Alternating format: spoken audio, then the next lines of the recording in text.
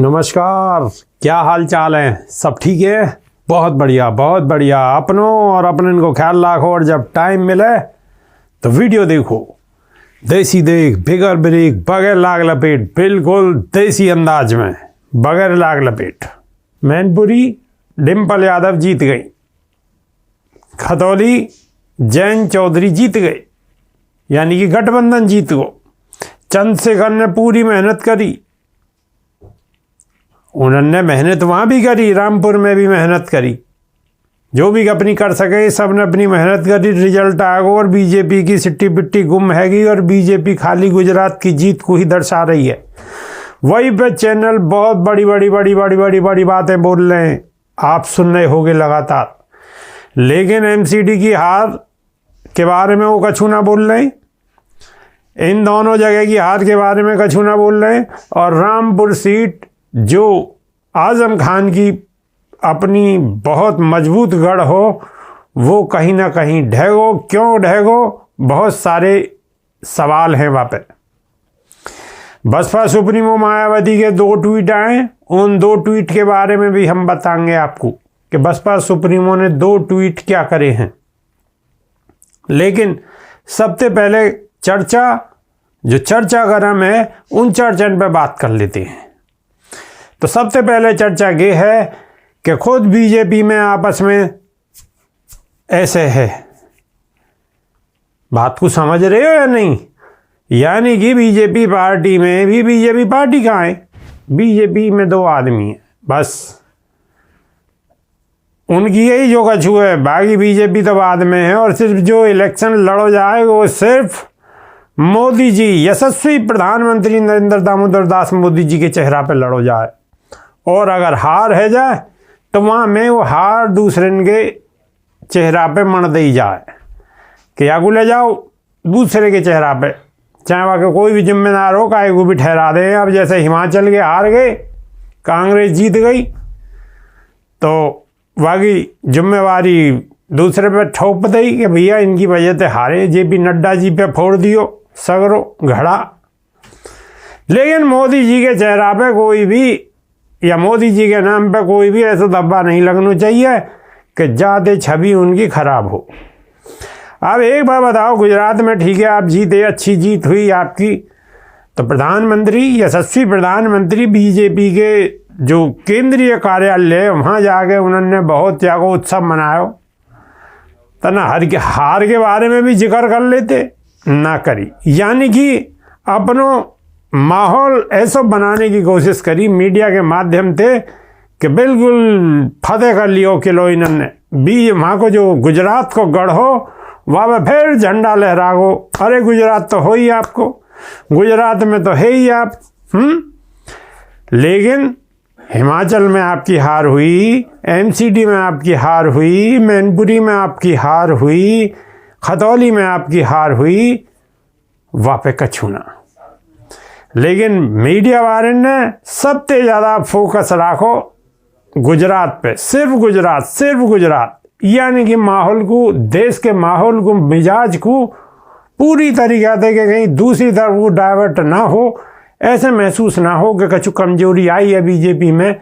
Media को पूरा गोदी मीडिया को यही हाल रहे हुए रामपुर में। अब एक साधारण सी सोचने वाली बात है कि परसेंटेज देख लो। अब या तो कि मुस्लिम समाज बीजेपी को वोट देने लगो, यानी कि मुस्लिम समाज ने बीजेपी को वोट दी रामपुर में तो हार गए। भाई अब बीजेपी को अगर मुस्लिम वोट दे सके तो कोई बात ही ना है, फिर तो जीत है नहीं, स्वाभाविक है। लेकिन जहाँ इतनी बड़ी तादाद में मुस्लिम हैं और इनके विरोधी हैं और वाक़े बाद भी ये जीत गए, अब हम क्या कह सकें? आप सब लोग बेहतर जानो क्यों जीत गई। बसपा सुप्रीमो ने सवाल उठाए, राजनीति है, राजनीति में कोई परमानेंट काहे को दोस्त ना है और कोई परमानेंट दुश्मन ना है। ये हम और आप सोचें, हम और आप बिल्कुल दिल पे ले जाएं हर बात को, लेकिन राजनीति है, अपने फ़ायदे नुकसान के नहीं है। सब बात बोलनी पड़े, सब बात कहनी पड़े और माहौल को देखना पड़े। और राजनीति में लंबी लंबी दूरी की बातें सोचनी पड़े ये ना है कि मैंने अभी रोटी खाई या ना खाई, कायते खाई और मैं कायते शाम को खाऊंगा। राजनीति बहुत आगे की चीज़ है, वो में बहुत लंबे लंबे गोल ध्यान रखे जाएं कि आगे को क्या होगा और हमें क्या बात करनी है और मैसेज कैसे जानो है। मैनपुरी में जीत हुई, अगर बसपा समर्थक वोट, बीएसपी समर्थक वोट अगर वहाँ ना जाते तो क्या संभव है जीत? बताओ आप। खतौली में अगर बसपा समर्थित लोग बहुजन समाज के अगर नहीं जाते तो क्या संभव थी? कोई संभव नहीं, बिल्कुल कोई जीत संभव नहीं, ये आप सब लोग बेहतर जानो। ठीक है। रामपुर में निष्पक्ष चुनाव अगर हो, हाथ उठा के अगर हो तो रिजल्ट शायद कुछ और है सके, शायद कुछ और है सके। बाकी आप सब लोग समझदार हो, बहुत सी बातें सार्वजनिक मंच पे स्पष्ट नहीं कही जाए, घुमा फिरा के ही कही जाए।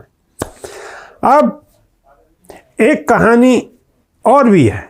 एक कहानी क्या है कि हमारे बाबा बुलडोजर यानी कि हमारे मुख्यमंत्री जी उत्तर प्रदेश योगी आदित्यनाथ जी भी बड़ी वाली कुर्सी को देखना चाह रहे हैं और देखनी चाहिए, सबको हक है वह कुर्सी को देखने को। तो अगर कहीं ना कहीं उनके नंबर गिराए जाएंगे, गिरावेगा कौन? बड़ी सरकार। मतलब ये लोगन के विचार हैं, हमारा कोई पर्सनल व्यक्तिगत विचार नहीं है। लोग ऐसे सोचे हैं कि कहीं ना कहीं योगी जी को नीचे गिराने के नहीं आगे काम करोगे हो। कुछ लोग ऐसे के, तो लोग अपने अपने नजरियाते सब चीज़ों को सोचे हैं, अपने अपने नजरियाते जैसे जाके दिमाग काम करे। लेकिन दो तीन चीज बिल्कुल स्पष्ट है।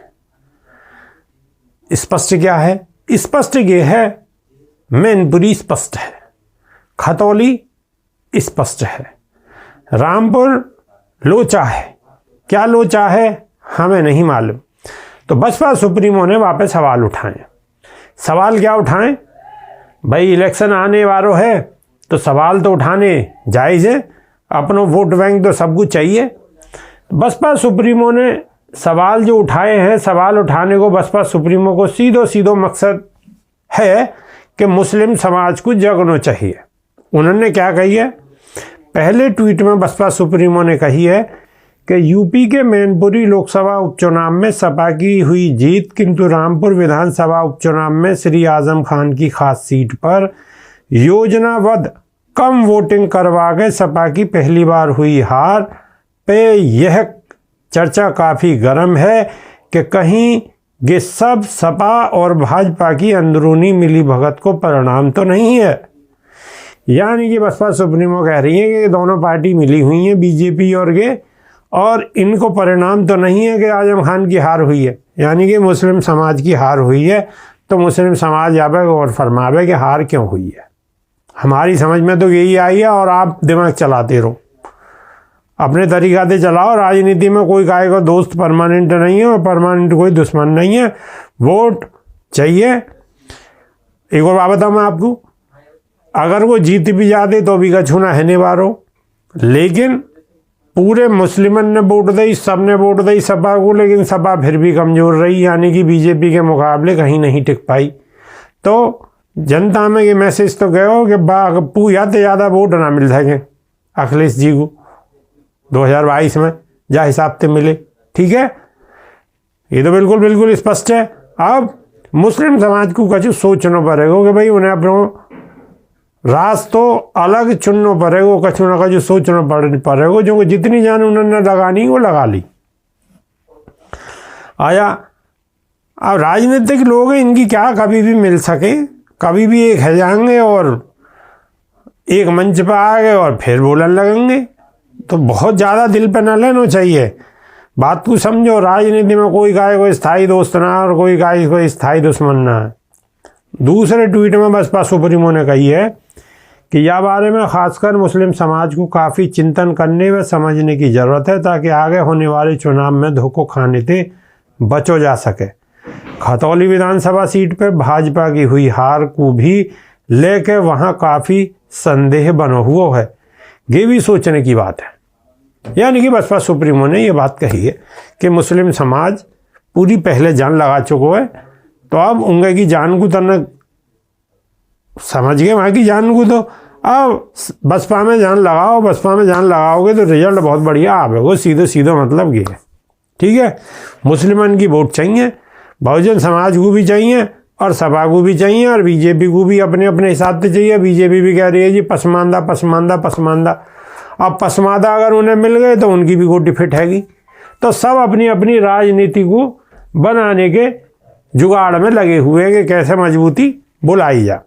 लेकिन मुस्लिम समाज को सोचना ही पड़ेगा, क्योंकि सपा में तो उन्होंने पूरी जान लगा के देख ली, लेकिन वहाँ के बाद भी रिजल्ट 0-0 आयो, रिजल्ट कछु नहीं आयो।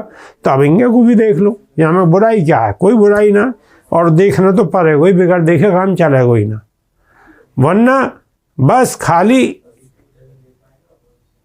इतिहास ही रह जाओ कि हमारी सरकार होई करे, हम सरकार में भागीदार होई करे, फलाना होई करे, ढिकाना होई करे। या लिया समझ जाओ बसपा सुप्रीमो कह रही हैं इंडिया को वोट दे दो और इंडिया को अपना ध्यान लगा लो। सीधी सीधी बात ये है, ठीक है। आप सब लोग क्या सोच रहे हो? आप लोगों को क्या सोचना है? कमेंट काय बात पे करोगे? आप सबसे पहले मैं उम्मीद करूँ आप सब लोगों से कि सबसे पहले कमेंट तो ये करोगे कि बहुजन समाज के लोगों ने मैनपुरी और खतौली में योगदान दियो या ना दियो, ठीक है। खतौली में ना, माफ करो, रामपुर में स्थिति क्या कारण रहो कि रामपुर में सपा को कैंडिडेट हार गो? क्या कारण आप मानो? वहाँ बहुजन समाज के लोगों ने नहीं दी वोट, ये कारण मानो, या दोनों के मिले हुए या कारण को मानो? क्या कारण मानो? ये कमेंट के माध्यम से आप अपनी राय रखोगे तो हम भी बातें भली भांति जागृत होंगे कि हाँ भाई आप सब लोग क्या सोच रहे हो, ठीक है। वीडियो अच्छी तो है ही, हम तो अच्छे काम कर रहे हैं, बाकी कहीं ना कहीं हम भी पूरे तो है ही ना कोई गलती हम पे भी है सके। कोई गलती अगर हम पे आ जाएगी तो हमको इतने बड़े आदमी ना, हम तो माफ़ी मांग लेंगे, ठीक है। तो यानी कि हमारे अंदर कोई ऐसी बात ना, हम सब सीख रहे हैं, हर आदमी मरते दम तक कछु ना कछु सीखे। तो अगर कोई गलती है, कोई मिस्टेक है तो हमारी ची, और अगर सब बात सही है तो वीडियो को ठोको, आगे को बढ़ाओ, समाज को जगाओ, बस हम यही काम कर सकें और हमारे बस की ना कछु याद जाए। नई वीडियो में बहुत जल्दी फिर दोबारा मुलाकात होगी, जब तक के नहीं है देसी देख बेगर ब्रेक बगैर लाग लपेट, बिल्कुल देसी अंदाज में। बहुत बहुत धन्यवाद, नमस्कार।